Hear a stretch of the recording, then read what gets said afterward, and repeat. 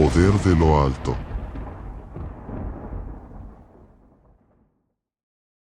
Jonás, ¿un anticipo de Jesús? ¿Hasta dónde puede llegar un ser humano antes de rechazar la voluntad de Dios? Es una pregunta que nos hace reflexionar profundamente. ¿Realmente es posible conocer al Dios verdadero, comprender lo que Él quiere de nosotros, y aún así decidir ir en la dirección opuesta? Hoy vamos a explorar cómo la historia de Jonás nos muestra que, lamentablemente, la respuesta a eso es sí.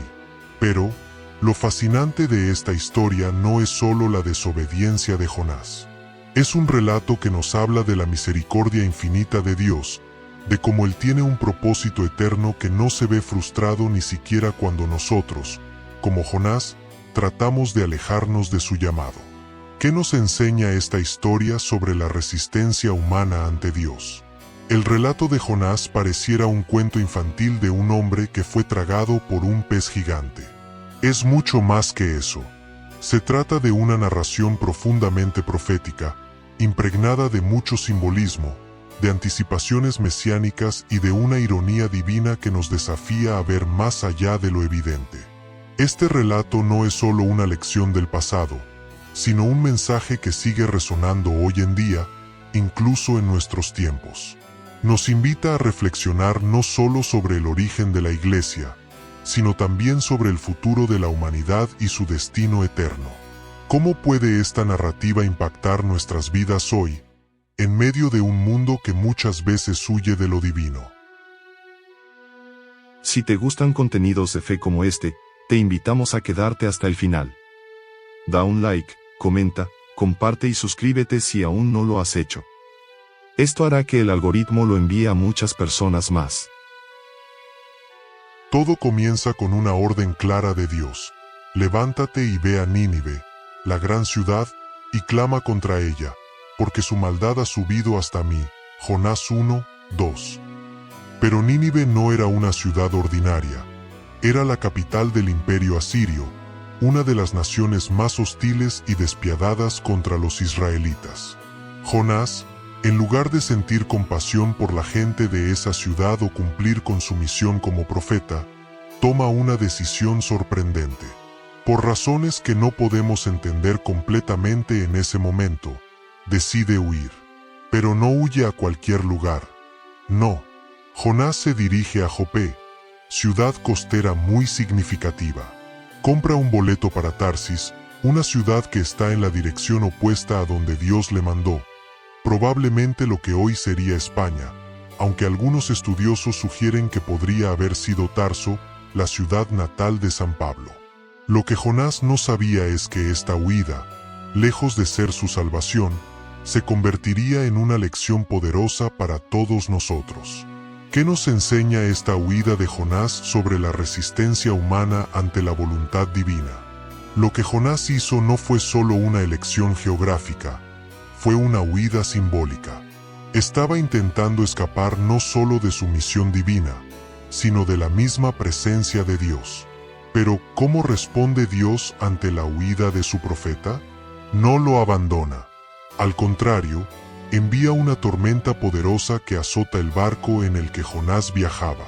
Los marineros, que no conocían a Yahvé, reaccionan con una piedad sorprendente. Claman a sus propios dioses. En lugar de arrojar a Jonás al mar de inmediato, primero procuran salvarlo. Aquí es donde la historia da un giro fascinante. La ironía de la situación es innegable. Jonás, el profeta del Dios verdadero, duerme profundamente, mientras los paganos, aquellos que no tienen conocimiento directo de Dios, están dispuestos a hacer todo lo posible para salvarle la vida. Es impactante ver cómo incluso los marineros idólatras muestran más sensibilidad espiritual que Jonás, quien es el que tiene la revelación directa del Creador. ¿Cómo puede alguien con tanto conocimiento de Dios perder la conciencia de su llamado? Finalmente, Jonás confiesa que la tormenta es culpa suya. Ante la inevitabilidad de la situación, sugiere que lo tiren al mar. Y, cuando lo hacen, algo sorprendente ocurre. La tormenta se calma al instante. Pero la historia no termina ahí. No, de hecho, da un giro aún más impresionante. Dios, en su infinita sabiduría, envía un gran pez que traga a Jonás, una acción que no solo salva su vida, sino que profundiza su experiencia espiritual. Desde las entrañas de este monstruo marino, Jonás ora. Pero no es una simple oración de arrepentimiento, sino una oración llena de desesperación, una súplica que brota del mismo abismo de la muerte. En Jonás 2:2, él dice: «Desde el seno del Seol clamé, y mi voz oíste». El Seol, en la antigua tradición hebrea, representa el lugar de los muertos, un espacio oscuro donde la desesperación y la muerte parecen ser las únicas certezas. Muchos estudiosos sostienen que lo que sucedió en el vientre del pez no es solo una metáfora de sufrimiento, sino un verdadero milagro. Jonás muere en ese momento y es resucitado. Lo que vivió Jonás en las entrañas del pez fue un anticipo claro de lo que más tarde experimentaría Jesucristo en su muerte y resurrección. ¿Cómo podemos entender el milagro de Jonás? Como un reflejo del sacrificio y resurgimiento de Cristo. ¿Qué nos enseña esta experiencia sobre la misericordia de Dios y su poder de resucitar lo que parece muerto? Jesús mismo, en un momento crucial, hace una referencia directa a la historia de Jonás, señalándola como un signo profético de su propia muerte y resurrección. En Mateo 12:40, él dice: «Así como Jonás estuvo 3 días y 3 noches en el vientre del pez, así estará el Hijo del Hombre en el corazón de la tierra 3 días y 3 noches». Estas palabras de Jesús revelan que, para él, el milagro de Jonás no era simplemente una historia simbólica o un relato antiguo, sino un evento histórico que apunta directamente a su sacrificio en la cruz y a la salvación que él ofrecería a la humanidad a través de su muerte y resurrección. Al igual que Jonás pasó 3 días en el pez, Cristo estaría 3 días en el sepulcro, resucitando al tercer día para traer vida y esperanza a todos los que creen en él. La conexión entre Jonás y Jesús es poderosa, ya que ambos experimentaron una transformación radical que llevó no solo a salvación física sino también a redención espiritual para el mundo entero. A lo largo de toda esta historia, se revela una verdad poderosa. La voluntad de Dios no puede ser detenida por nada ni por nadie, ni siquiera por la desobediencia de su propio profeta. Aunque Jonás intentó escapar y apartarse de la misión que Dios le había encomendado, Dios utilizó incluso esa huida para cumplir su propósito y llevar su mensaje de misericordia a Nínive, una ciudad llena de maldad y pecado. En lugar de dejar que la rebeldía de Jonás frustrara su plan, Dios transformó la situación en una oportunidad para que los habitantes de Nínive escucharan su palabra y se arrepintieran. Lo más asombroso es que, a diferencia de los fariseos, que exigían más señales y pruebas para creer, los ninivitas respondieron con fe ante una sola señal: la predicación de Jonás. Su arrepentimiento fue tan genuino que Dios les otorgó su perdón y les dio una nueva oportunidad. Este arrepentimiento de Nínive, con tan solo una señal, se convierte en un ejemplo para las generaciones futuras, un recordatorio de que no necesitamos más pruebas que las que Dios ya nos ha dado. Jesús mismo mencionó esta lección en Mateo 12:41, cuando afirmó que, en el juicio final, los hombres de Nínive se levantarán para condenar a la generación que no creyó en él. A pesar de tener ante ellos a Cristo, muchos rechazaron su mensaje. Mientras tanto, los ninivitas, que no conocían a Jesús, se arrepintieron con tan solo una predicación. Jesús usó este ejemplo para señalar que, aunque ellos vivieron antes de su llegada, su fe y arrepentimiento serían más que suficientes para que en el juicio los ninivitas testificaran en contra de quienes no escucharon a Jesús en su propio tiempo. Este mensaje de Jonás va mucho más allá de ser simplemente una lección sobre la obediencia de un profeta. Es una llamada de atención para cada uno de nosotros. ¿Cuántas veces, al igual que Jonás, hemos resistido su voz, sabiendo claramente lo que Él quiere de nosotros, pero aún así nos hemos negado a cumplirlo? Es fácil pensar que la rebelión de Jonás fue algo aislado, Pero si miramos bien nuestras propias vidas, veremos que todos hemos enfrentado momentos en los que preferimos desobedecer a lo que Dios nos pide, aunque sepamos que Él tiene lo mejor para nosotros. Sin embargo, lo más asombroso de esta historia es que, a pesar de nuestra rebeldía, Dios sigue obrando. Él sigue cumpliendo su voluntad sin importar nuestras fallas o resistencias. En muchos casos, no entendemos cómo es posible que su propósito se cumpla, especialmente cuando sentimos que estamos lejos de hacer su voluntad. Pero Dios es más grande que nuestra desobediencia, y Él es capaz de llevar el bien a otros incluso a través de nuestros errores. Lo que vemos en la historia de Jonás es una demostración del amor y la misericordia de Dios, quien no nos abandona en nuestras fallas, sino que sigue usándonos, transformando nuestras debilidades en oportunidades para que su plan se cumpla. ¿Puedes percibir la hondura espiritual que encierra este mensaje? Lo que a simple vista parece un acto de desobediencia humana, se revela como una pieza perfectamente orquestada en el misterioso plan de Dios. El profeta Jonás, en su rebeldía y huida, no logra frenar la voluntad divina. Al contrario, se convierte, aunque involuntariamente, en un instrumento de conversión para marineros paganos, y más tarde, para toda una ciudad extranjera. Lo paradójico de esta historia es que la misericordia de Dios no fue limitada por la obstinación de su mensajero. Más bien, se manifestó con mayor esplendor a través de ella. La fidelidad de Dios trasciende la fragilidad humana. Su plan no se detiene ante nuestras vacilaciones. A través de Jonás, el Señor nos ofrece una profecía viviente, un anuncio anticipado de la Pascua de Cristo, el descenso al abismo, el aparente fracaso, y finalmente, la resurrección y la misión cumplida. Y aquí, en este marco tan cargado de sentido, surge una interrogante que atraviesa los siglos y golpea el corazón. ¿Cuántas veces tú y yo hemos sido como Jonás? ¿En cuántas ocasiones hemos dado la espalda al llamado divino, convencidos de que sabíamos mejor que Dios lo que era justo o necesario? Y, sin embargo, incluso en nuestra necedad, Él ha seguido obrando. Ha continuado escribiendo su historia de salvación, valiéndose de nuestras caídas para levantar a otros, de nuestras huidas para encender fuegos donde solo había cenizas. Pero la historia no termina allí. Lo que se revela en este relato bíblico es aún más asombroso. Una línea invisible, pero perfectamente trazada por la providencia, conecta a Jonás con dos de los pilares más grandes del cristianismo, Pedro y Pablo. Estos dos apóstoles no solo continuaron lo que Jonás no quiso completar, lo elevaron, lo perfeccionaron y lo extendieron hasta los confines de la tierra. Desde la ciudad costera de Jope, el mismo lugar donde Jonás emprendió su fuga, Dios vuelve a hablar, esta vez a Simón Pedro. Aquel que un día negaría a Cristo, ahora es llamado a una misión que transformará la historia: abrir las puertas del reino a los gentiles. No es casualidad que Jesús, al confirmar la fe de Pedro en Mateo 16:17, que Jesús es el Mesías, el Hijo del Dios vivo, le llame bienaventurado eres, Simón, hijo de Jonás. Cristo, siempre preciso con sus palabras, no deja ese nombre al azar. Es un gesto profético, una conexión directa entre el antiguo profeta que huyó de los gentiles y el apóstol que los abrazará como hermanos.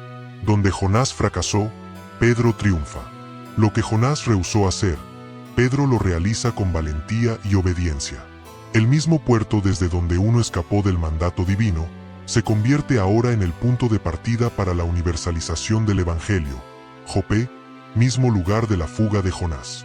En Hechos 10, vemos a Pedro hospedado en Jope, en casa de un curtidor llamado Simón, un detalle que resalta la impureza ritual según la ley judía. Es allí, en ese contexto de apertura y transgresión de los límites rituales, donde Dios le muestra en una visión animales considerados impuros y le dice: lo que Dios ha purificado, no lo llames tú impuro. Hechos 10:15.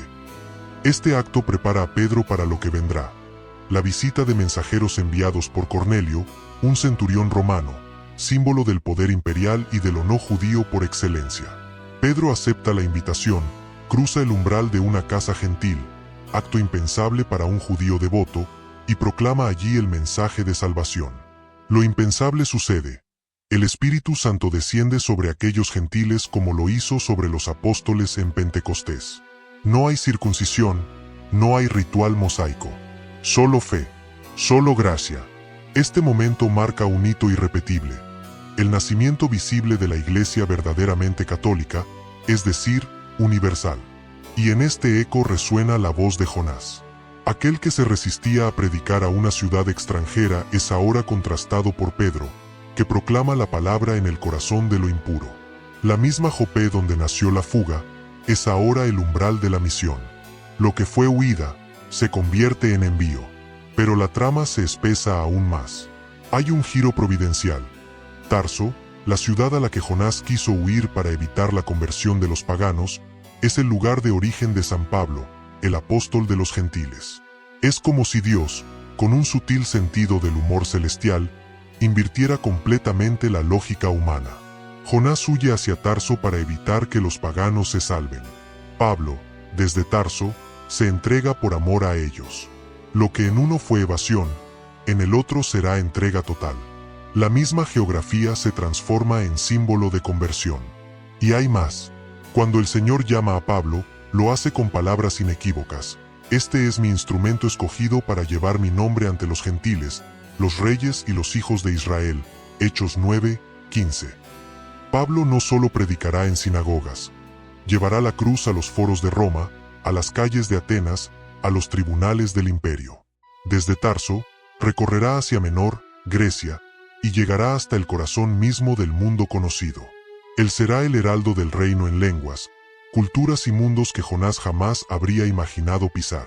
Otra ciudad clave en este tejido profético es Cesarea, cuyo nombre evoca al poder imperial romano. Desde allí predicó Pedro a Cornelio y desde allí fue enviado Pablo en diversas ocasiones. Es como si el Señor estuviera declarando, donde reina el César, allí también se proclamará mi palabra. Lo que era símbolo de poder humano, será transformado en escenario del poder divino. Volvamos ahora a las palabras proféticas de Jesús en Mateo 12:41. Los hombres de Nínive se levantarán en el juicio con esta generación y la condenarán, porque ellos se arrepintieron a la predicación de Jonás, y aquí hay alguien mayor que Jonás. No es solo una sentencia sobre el pasado, es un anuncio escatológico. Los ninivitas serán testigos en el juicio final, y su conversión quedará como testimonio contra quienes, aún hoy, piden más señales y siguen rechazando al Hijo de Dios. La historia de Jonás, por tanto, no es simplemente una narración moralizante. Es una profecía viva, que se encarna en la historia de la Iglesia, fundada sobre Pedro. Jonás desciende al vientre del pez, prefigurando la muerte y la resurrección, como Cristo al sepulcro. Pedro, el nuevo Jonás, es testigo de la resurrección y abre las puertas del reino. Pablo, el hombre de Tarso, lleva esa resurrección a los confines del mundo.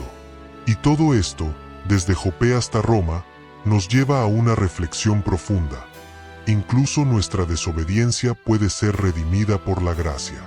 Dios es tan soberano, tan infinitamente sabio, que puede tomar nuestro pecado, nuestra necedad, y transformarlos en bendición para otros. No porque el pecado sea bueno, nunca lo es, sino porque su misericordia no tiene fronteras. Él sigue escribiendo recto incluso en los renglones más torcidos de nuestra vida. Este es el llamado para nosotros hoy. ¿Cuántas veces hemos creído saber más que Dios? Y, sin embargo, Él no deja de buscarnos. Nos sigue llamando desde nuestras propias Jopes, nos impulsa hacia nuestras Nínives, no solo para obedecer, sino para amar, para anunciar, para cruzar las fronteras del ego, de la cultura, de la comodidad. Hoy, tú y yo somos invitados a ser como Pedro, valientes en obedecer, como Pablo, generosos en entregarnos, a dejar nuestra zona de seguridad y dejarnos llevar por el Espíritu, que siempre empuja hacia la misión. Gracias por acompañarnos en este video. Si este mensaje ha tocado tu corazón, no olvides darle un like, compartirlo con tus amigos y familiares, y suscribirte a nuestro canal Poder de lo Alto para seguir profundizando en la palabra de Dios y en los mensajes que Él tiene preparados para ti. Te dejo con algunas preguntas para reflexionar y que puedas compartir en los comentarios. ¿En qué momentos de tu vida has huido de lo que Dios te ha pedido? ¿Cómo ves la misericordia de Dios actuando en tu vida, incluso cuando has sido rebelde? ¿Qué cambios necesitas hacer para ser más obediente al llamado de Dios? ¿Estás dispuesto a ir donde nadie quiere ir? ¿A hablar donde todos callan? ¿A amar donde todos odian?